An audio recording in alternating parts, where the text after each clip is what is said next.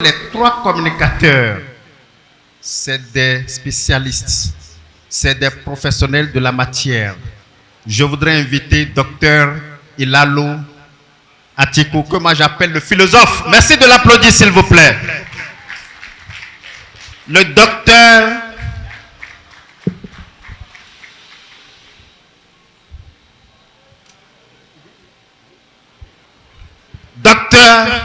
Ilalou.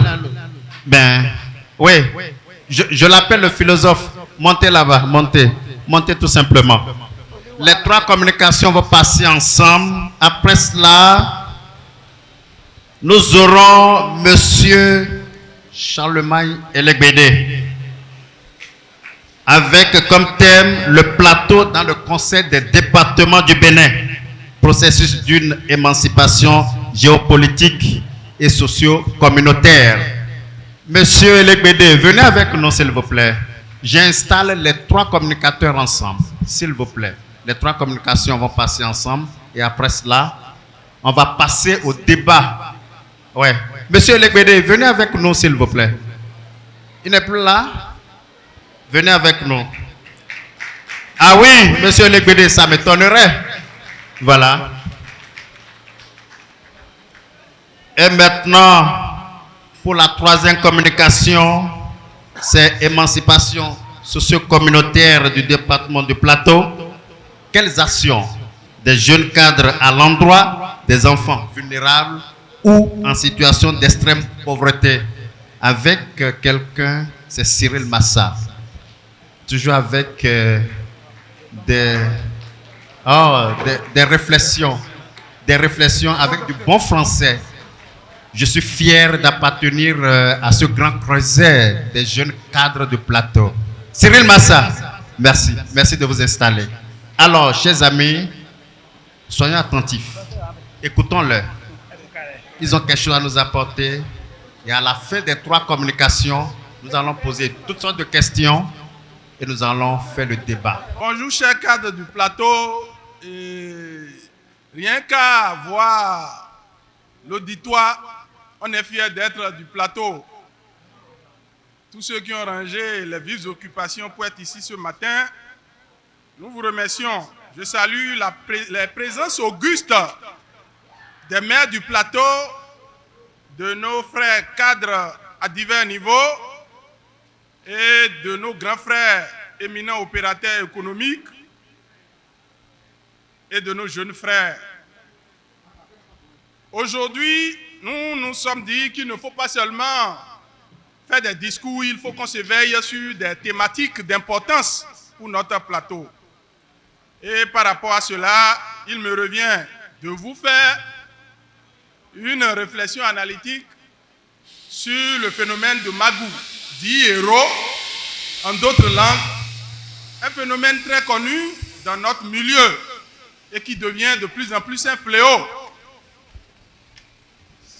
Ce thème relève plus de la science initiatique.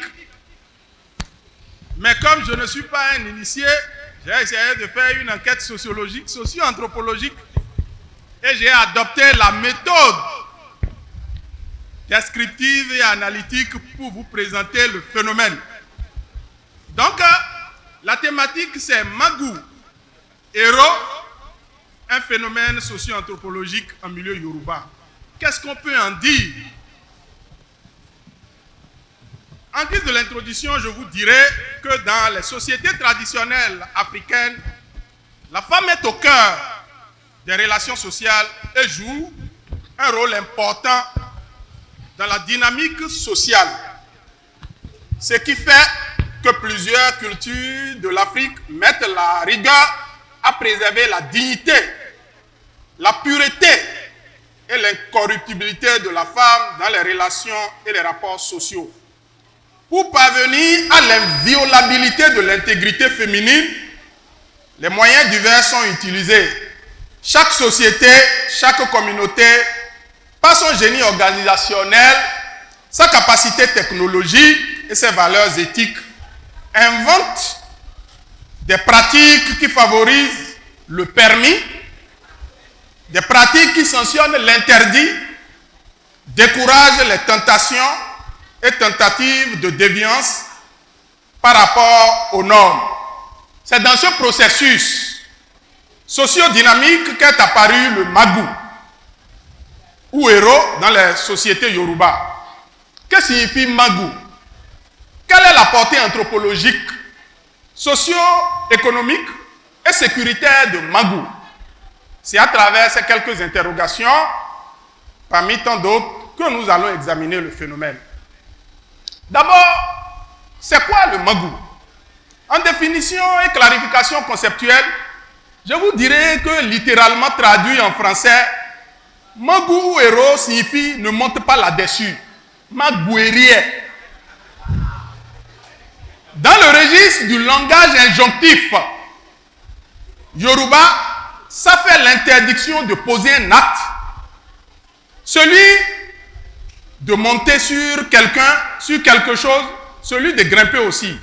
C'est grammaticalement un groupe verbal qui, incitant à un comportement donné, défend une inaction envers la femme. Il s'agit de l'interdiction absolue des relations sexuelles avec une femme qui n'est pas destinée à l'homme qui s'en approche. Le Magou se présente ainsi comme un moyen de rendre une femme à risque pour un courtisan inapproprié, souvent confondu à un amant, un rival indésirable, un concurrent redoutable.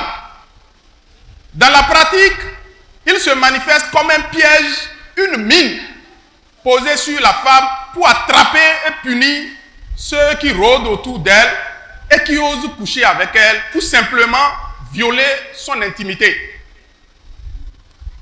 Mais le Magou ainsi décrit se présente de différentes manières. Il y a plusieurs types de Magou. Mais qu'est-ce que nous pouvons en dire dans la typologie des Magous?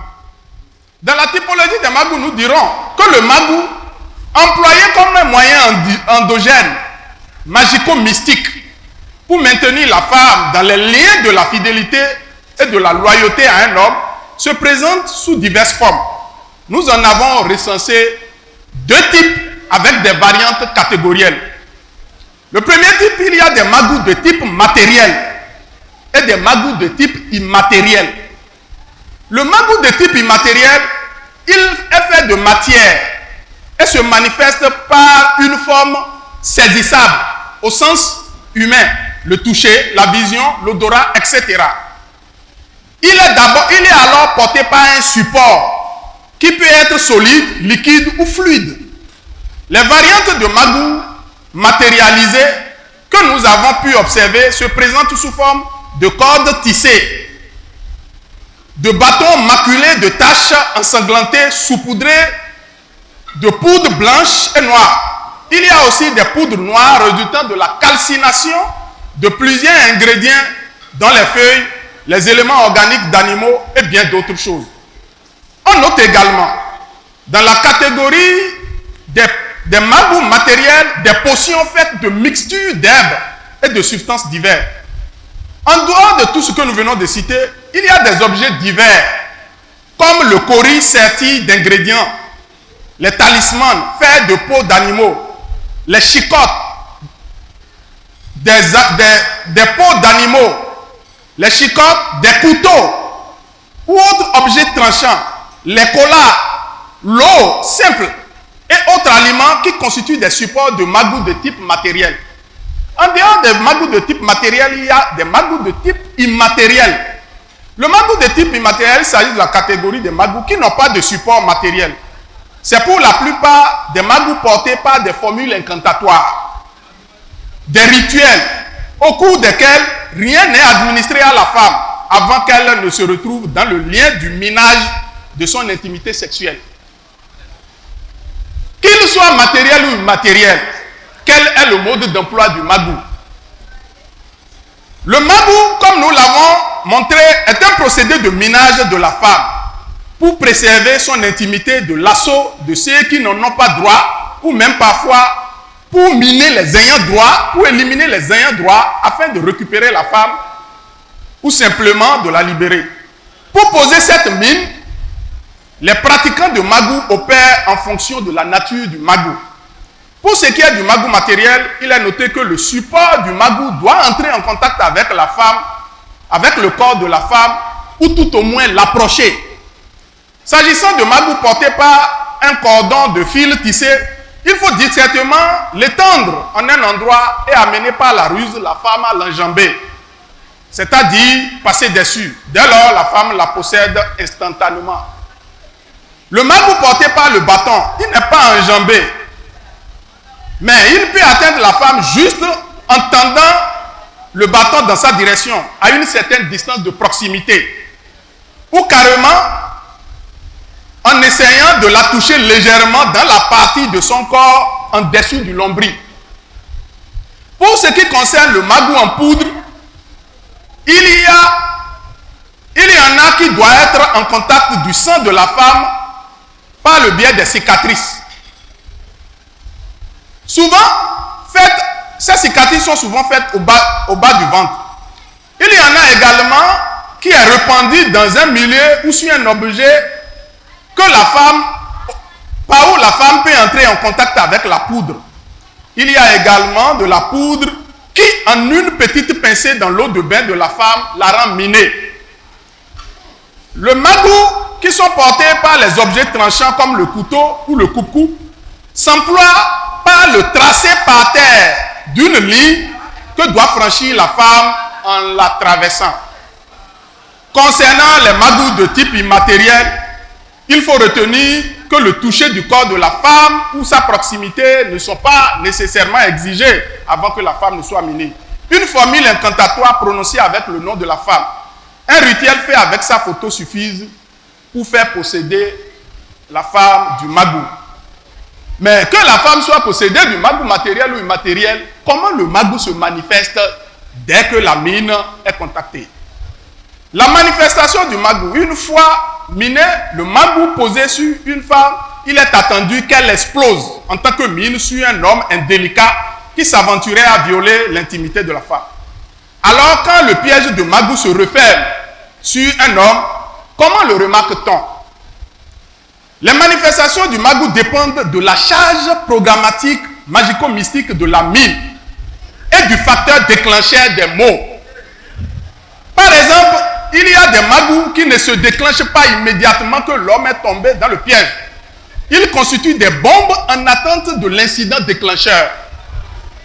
Cet incident peut être une interdiction programmée dans la charge magico-mystique, comme par exemple la non-consommation du piment, la non-traversée de la rivière, le non-enjambement des sillons au champ, le non-grimpage du palmier, la non-consommation de gombo, etc.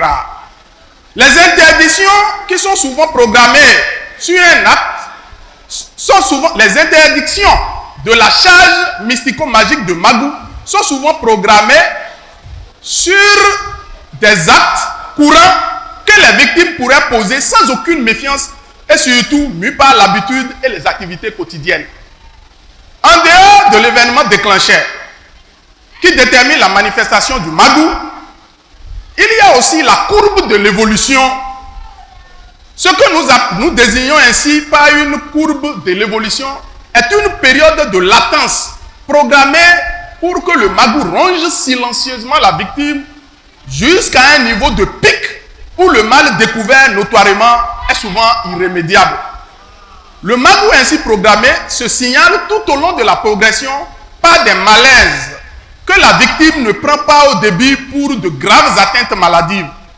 Surtout que les effets ressentis peuvent varier au fur et à mesure de la progression d'une affection à une autre sans explication et sans cause transparente. Ces genres de magous sont très difficiles à remédier car pendant que le soignant est en train de traiter un mal, un autre tout à fait différent surgit et apparaît sans aucune relation de causalité. Quand finalement on se rend compte des symptômes de magou, c'est souvent trop tard pour la victime. Mais à part les deux modes de manifestation, à savoir élément déclencheur et la courbe de progression, il y a un troisième, la manifestation instantanée. Le magou instantané se manifeste le jour même de l'acte sexuel et parfois même à l'instant du rapport sexuel. Il arrive souvent que les victimes meurent sur la femme sans avoir le temps d'achever l'acte commencé. La manifestation instantanée plonge la victime dans les conditions d'un malaise soudain, d'une mort subite. Le magou instantané est redoutable en ce sens qu'il ne laisse pas à la victime le temps de recevoir des soins de secours. Dans l'un ou dans l'autre cas, des trois modes de manifestation, que ce soit par élément déclencheur, par courbe de progression ou par manifestation instantanée, les signes symptomatiques du magou sont les douleurs dans le bas-ventre, l'étouffement, la transpiration à outrance, une envie irrésistible de boire de l'eau continuellement, comme si la victime a une soif inétanchable. Les pulsions somatiques d'imitation de comportement d'animal, comme par exemple battre les ailes et chanter comme un coq. Comme par exemple aussi aboyer comme un chien. L'anémie incurable, le vertige chronique ou foudroyant, l'arrêt cardiaque, l'impuissance sexuelle ou la perte de la libido, momentanée ou à jamais. Le priapisme ou l'érection continue. Le pénicaptivus ou syndrome de pénis captif, quand l'homme ne peut plus se lever ni sortir son organe du vagin de la femme. Que ce soit l'une ou l'autre des manifestations, cela prouve que le magou est un fait anthropologique. Quelle est alors la dimension socio-anthropologique du magou? Le magou est le fait de l'homme, avec sa mentalité et sa culture. C'est à la fois le résultat d'une perception du monde et des rapports sociaux. Il évolue avec la dynamique sociétale. La logique sociale qui a fondé l'invention et l'usage du magou repose sur le rapport d'inégalité du genre. La femme est perçue comme une propriété de l'homme qui l'a mariée. Dès lors que dans la société Yoruba, un homme a consenti le sacrifice indispensable pour devenir Ana, gendre dans une famille qui lui a accordé la main de la femme, il n'entend pas la partager avec un amant qui, certainement, n'a pas payé le coût de la dot avec lui et n'est nullement tenu par les multiples obligations d'un mari envers la belle famille. Dans la société traditionnelle Yoruba, le coût de la conquête d'une femme comme épouse, en termes de négociations sociales et de démarches culturelles, transactions économiques, affaires lichouloka, ce coût est très élevé que la plupart des hommes sont non seulement possessifs, mais surtout indignés qu'un homme, mais surtout indignés et révoltés de partager avec un homme profiteur leur femme. Le magou apparut en ce moment-là où les femmes étaient peu nombreuses dans la société et pour en avoir, il faut faire preuve de moralité honorifique et de capacité à assumer vaillamment les charges du foyer sur ses multiples volets. Dès lors, un mari coquille se trouve en position sociale de perte de son honneur et de sa respectabilité. Le magou apparaît dans ce contexte comme un moyen de lutte pour la préservation de ce qu'un homme peut avoir de plus cher à sauvegarder dans la société. En effet, un homme qui perd sa femme en milieu Yoruba, c'est comme s'il a été incapable de la satisfaire. Satisfaction à considérer sur plusieurs plans. Le magou se tient alors comme un moyen de dissuasion ou pour sanctionner celui qui cherche à infliger une telle humiliation à un semblable. Comme on peut donc le voir, le magou était au commencement un moyen de légitime défense dans la main de Marie. Et on les posait que sur les femmes au foyer soupçonnées d'infidélité. Il permettait de cultiver les valeurs de fidélité, de loyauté dans la société, de discipliner les libidos et d'éviter les déchirements et les conflits qui peuvent naître de l'adultère et du harcèlement des femmes mariées. Ce faisant, le magou était un instrument de maintien de la cohésion sociale. Cependant, avec la dynamique sociétale, le Magou est passé de moyen de dissuasion, de protection, à un moyen de violence destiné à toutes sortes de vengeances et de règlement de comptes. Ainsi, les courtisans s'en servent de nos jours pour éliminer des rivaux autour d'une femme courtisée. Des amants s'en servent également pour éliminer le mari dans le dessein de libérer une femme mariée qu'ils convoitent. Il faut noter dans la dynamique de ce détournement du Magou de sa fonction socio-anthropologique initiale, le fait qu'il est aujourd'hui possible de tomber dans l'engrenage du Magou sans entretenir de rapport sexuel avec une femme. En effet, l'amélioration sans cesse de cette technologie magico-mystique endogène a fait évoluer le système de minage au point que, pour certaines catégories, il n'est plus besoin de poser la mine sur une femme. Avant qu'elle soit fonctionnelle, elle peut être posée sur de simples objets comme le siège du bureau, le siège de véhicule, les bancs, les nappes. Elle peut également être mise sur le passage d'un individu, homme comme femme, qui en traversant l'espace piégé devient instantanément miné sans le savoir. Dans cette dynamique évolutive, le Magou qui n'était pas transmissible d'un individu à un autocommensement est aujourd'hui appréhendé comme étant contagieux. Il est rapporté par certains guérisseurs traditionnels que certaines variantes de Magou peuvent passer d'un homme qui les porte sans le savoir à une femme avec laquelle il couche. Cette femme deviendrait dès lors minée pour toute autre personne qui entretiendrait des rapports d'intimité avec elle. Cet aspect du phénomène de Magou pose la problématique de la dimension sécuritaire. Dimension sécuritaire du Magou. Le Magou, encore appelé héros, mime, dans d'autres variétés dialectales de la langue Yoruba, c'est héros. Cela apparaît aujourd'hui comme un phénomène de sécurité publique, en ce sens qu'il devient de plus en plus un danger pour l'intégrité physique et morale de la personne humaine dans les sociétés qui utilisent cette technologie endogène. Agissant comme une mine antipersonnelle, elle ne se limite plus au champ initial de son employabilité dans les sociétés traditionnelles. Avec les conflits sociaux qui naissent de la dynamique évolutive de la société post-moderne, le Magou est devenu un moyen de nuisance redoutable, une mine discrètement posée qui expose silencieusement avec des dégâts mortels ou engendrant des handicaps durables. Les enquêtes ont montré que les victimes ne sont pas toujours des hommes coupables d'entretemps qui récoltent en guise de sanction les conséquences de la perversité de leur comportement. Aujourd'hui, parfois, ce sont des mariés fidèles qui tombent dans les pièges du Magou volontairement ou involontairement transmis à leur épouse. Ça devient alors dangereux dans les sociétés où circule le Magou sans contrôle d'entretenir des rapports sexuels avec sa propre femme, avec la femme qu'on a épousée. Le fait que le Magou peut également se trouver sur le siège des bureaux ou des véhicules constitue une menace pour la sécurité humaine. Il faut également noter que certaines variantes de Magou se retrouvent à défaut de victimes, se retournent contre les femmes qui les portent. À défaut de victimes pour contracter certaines Magou, elles se retournent contre les femmes qui les portent. Le Magou devient ainsi une arme silencieuse de destruction massive de par les ravages dont il est capable.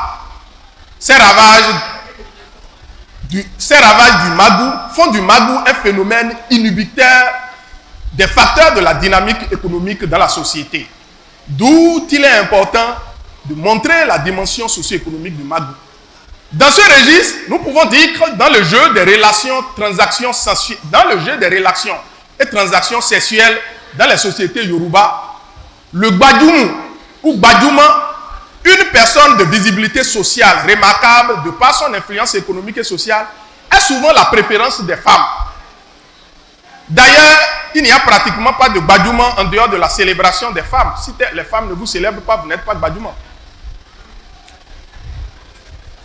Dès lors, ces personnes Gbadjouma, qui sont la proie privilégiée de Magou, sont souvent des agents économiques ayant à leur compte des charges sociales et familiales dont les financements sont à l'abandon après que ces éminents agents de l'économie sociale sont victimes de Magou.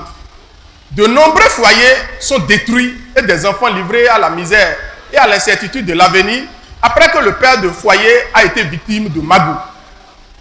De jeunes bras valides qui sont des génies dans divers domaines professionnels et des opérateurs économiques prospères sont fauchés par le magou, ce qui représente des pertes économiques incommensurables pour la société du point de vue de la production de biens et de services par rapport à l'accroissement des richesses.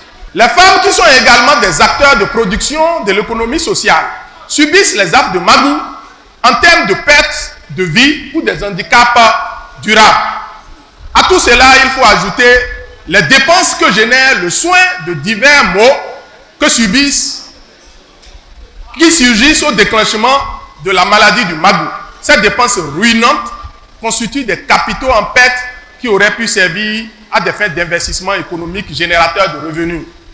Face à ces risques sociaux et économiques, quelles sont les mesures qui permettent d'endiguer le phénomène de magou? Parmi ces mesures pour endiguer le magou, on en distingue des mesures sociales.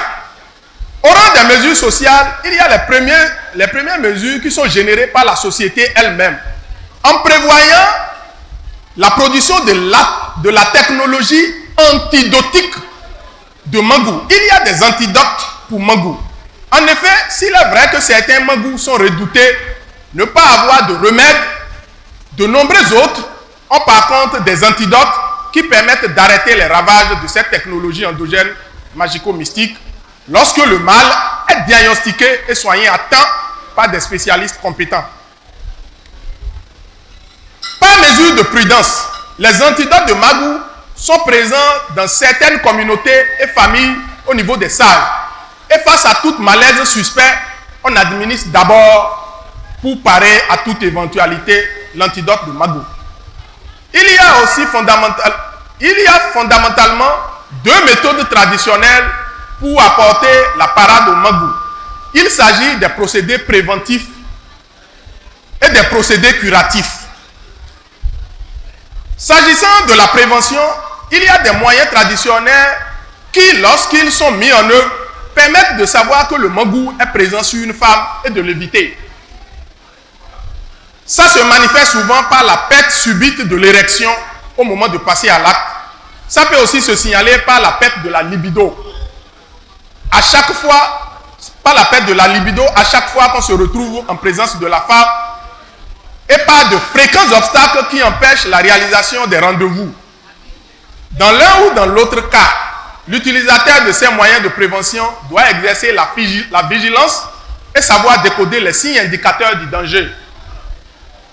Toujours pour éviter le magou, il y a d'autres moyens qui, au-delà de la prévention, constituent des moyens de prémunition.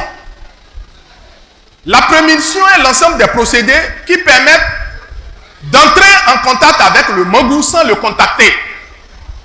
Il s'agit de la technologie endogène qui empêche la mine d'exploser sur la cible qui la traverse. Un individu prémuni, parfois, peut constituer un danger pour le mineur qui, l'ayant vu passer sur la mine, finit par se faire victime lui-même en ne faisant plus attention à la mine restée intacte.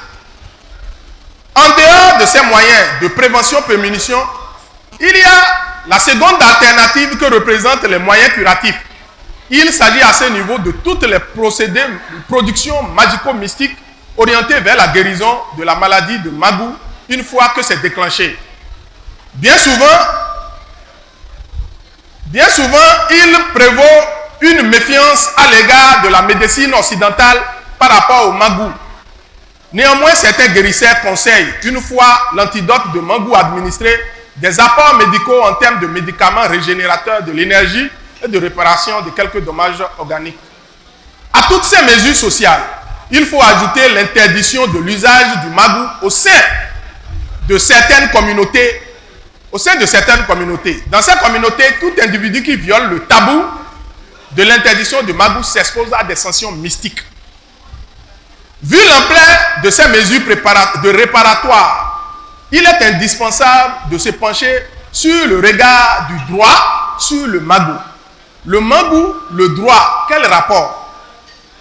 Perçu comme une mine antipersonnelle, un danger à la sécurité sociale et publique, le Magou entretient des rapports antagonistes avec le droit.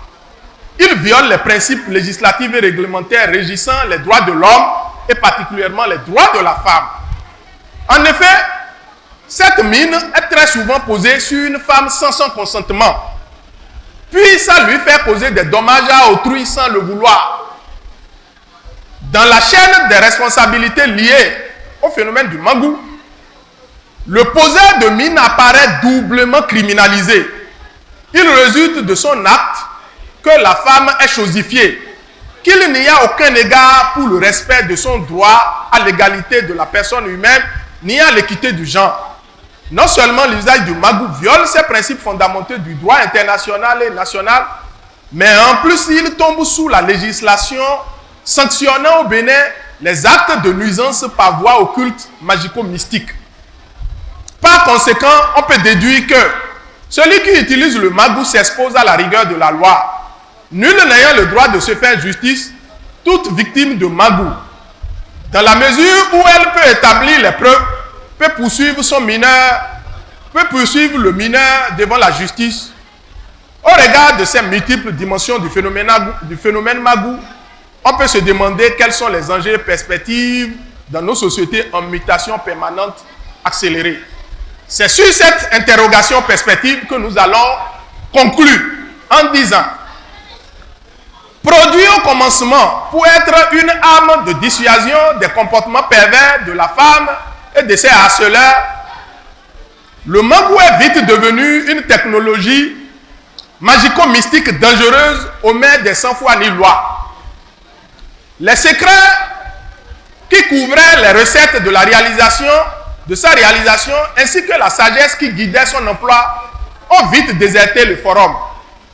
L'évolution des connaissances ayant permis de simplifier la production du Magou et de l'adapter à des supports autres que la femme, ont rendu cette mine plus dangereuse dans un monde où les conflits sociaux naissent davantage des intérêts égoïstes et personnels.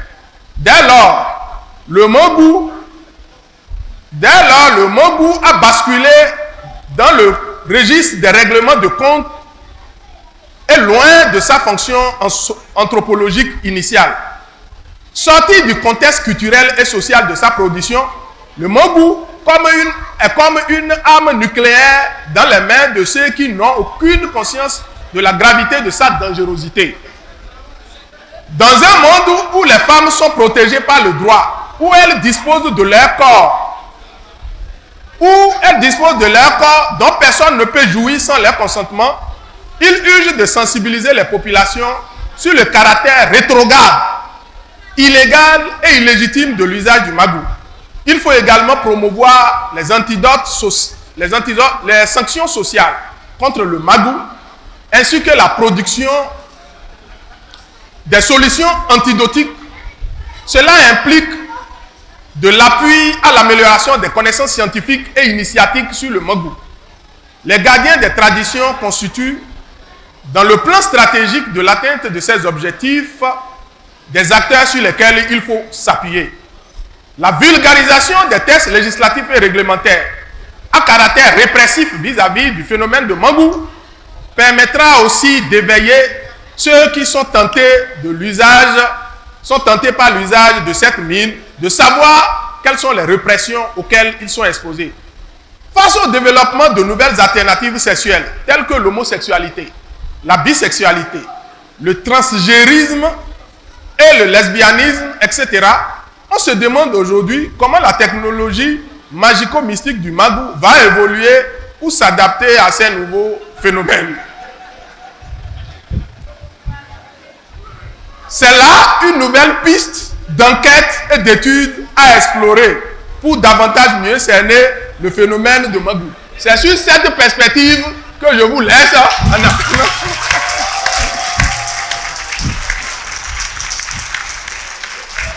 Ben, vous avez compris, hein?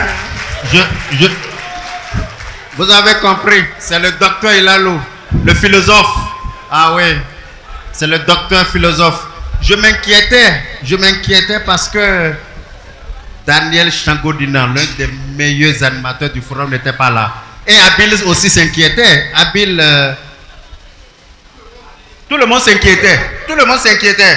Voilà Daniel Changodina, l'animateur numéro 1. Ouais, il s'est taquiné. Ouais, Daniel Changodina. Ah, qu'est-ce que c'est merveilleux. Waouh. Ben, il faut qu'on appelle Abil. Merci d'applaudir très fort. C'est l'animateur numéro 1. C'est l'ami de Abil. Quand Abil n'est pas là, il dit, mais Abil est où? Abil est où? Abil est où? Je ne le vois pas encore, il est où? Et quand il vient, il écrit quelque chose, je dis, oh, il est enfin là. Il n'a qu'à repartir. Ça, c'est Daniel Changodina. Rafiou Ewella. Merci beaucoup. Ewella. Ça veut dire beaucoup, hein? Omaya Ghana. Ben, maintenant, nous allons marquer une petite pause d'animation culturelle pour permettre au docteur philosophe de respirer parce qu'il nous a beaucoup enseigné. Beaucoup. Quand on était très petit, quand quelqu'un meurt dans le quartier, on dit ah, Magolokbe là. Merci beaucoup, docteur. Merci infiniment.